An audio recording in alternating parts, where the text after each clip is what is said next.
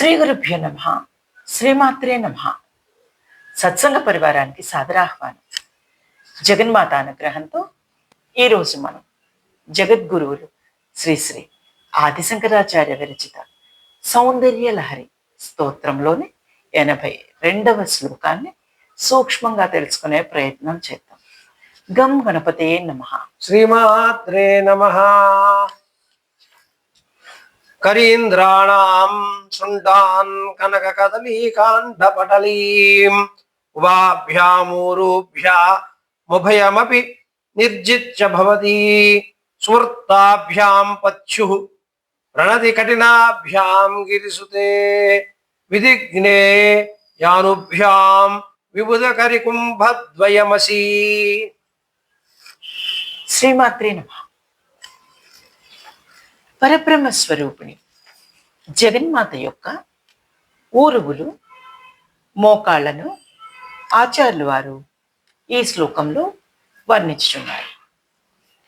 ఆచార్యుల వారి భావన: ఓ గిరిరాజ కన్యామణి, వేద విహిత ధర్మ మెరింగి అనుష్ఠించుదానా, శ్రేష్ఠులైన దిగ్గజముల తొండములను బంగారు అరటి స్తంభముల సమూహమును ఈ రెంటిని నీ 2 తొడల చేత జయించి శోభనములయు చక్కటి గుండ్రంగా ఉండి భర్తగు సదాశివునికి నీవు మ్రొక్కుచున్నప్పుడు నీ 2 మోకాళ్ళు భూమిని స్పృశించుట వలన ఆ నీ 2 మోకాళ్ళు కఠినములయి అవి ఐరావతము దిగ్ధంతుల కుంభస్థలముల రెండిటినీ కూడా జయించినావు.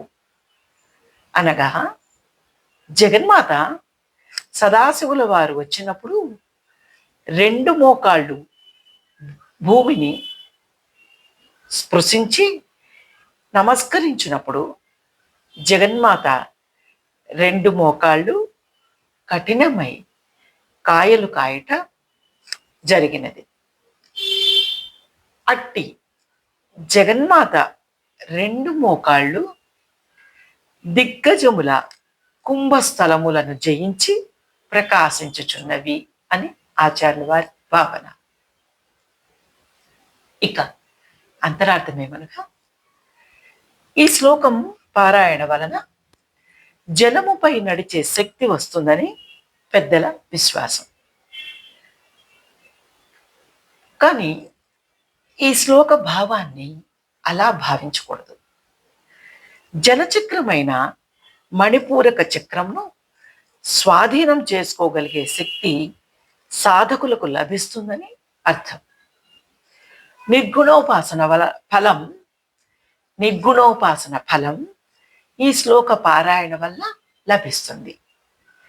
జగన్మాత స్థూల రూపం శిరస్సు నుండి పాదముల వరకు భావిస్తాము. సూక్ష్మ రూపం జగన్మాత శరీరం యొక్క బీజాక్షరముల గల మంత్రముల సమూహము.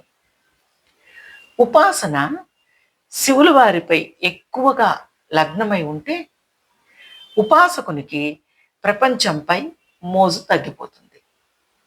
శక్తిపై ఉపాసన ఉంటే ఆత్మజ్ఞానంపై ఆకర్షణ తక్కువగా ఉంటుంది. గృహస్థుడు తమ మనస్సును ఆత్మజ్ఞానం వైపు, ప్రపంచ విషయాల వైపు సమానంగా లగ్నం చేస్తూ రెండింటిని సమన్వయం చేసుకుంటూ జీవించాలి. ఇట్టివారు శివశక్తుల అభిన్నావస్థమైన అద్వైత స్థితిలో జీవించగలుగుతారు. జగన్మాత ఉపాసకులు అందరూ బాలా ఉపాసకులే.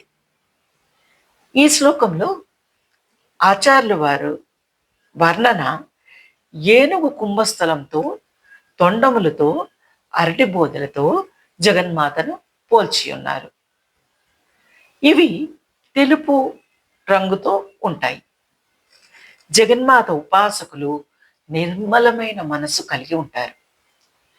జగన్మాత సర్వ సౌభాగ్య లక్షణవతియు మహా పతివ్రత అనియు చెప్పుట ఈ శ్లోకంలో కలదు. లలితా సహస్రంలో కామేశ జ్ఞాత సౌభాగ్య మార్దవో రుద్వయాన్విత, కామేశ జ్ఞాత సౌభాగ్య మార్దవో రుద్వయాన్విత, మాణిక్య మకుటాకార జానుద్వయ విరాజిత అని హయగ్రీవులు వారు జగన్మాతను స్తుతించారు. అంబిక ఊరువుల లావణ్యము, కోమలత్వము ఆ కామేశ్వరునికే ఎరుక. ఇది పతివ్రత లక్షణము.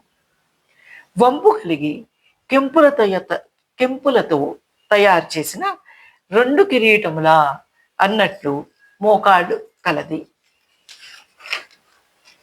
జగన్మాత ఊరువులు కాంత్యాతిశయము, మృదుత్వము పరమశివులు వారికే ఎరుక. అమ్మ సతీత్వము, శివశక్త్యైక్యము నిరూపితమగుచున్నది. అమ్మ యొక్క సతీత్వము, శివశక్త్యైక్యము నిరూపితమగుచున్నది. క్షమించాలి, మరలా అమ్మ సతీత్వము, శివశక్త్యైక్యము నిరూపితమగుచున్నది. జగన్మాత మోకాళ్ళ చిప్పలు జ్యోతిర్మయి రూపాలు. ఆచార్యులు వారు ఈ శ్లోకంలో విధిగ్నే అని జగన్మాతను స్తుతించారు. విధిగ్నే అంటే వేద విహిత ధర్మము ఎరింగిన అమ్మ అని చెప్పినారు. అలాగే సువృత్తాభ్యాం అని ఆచార్యులు వారు చెప్పినారు.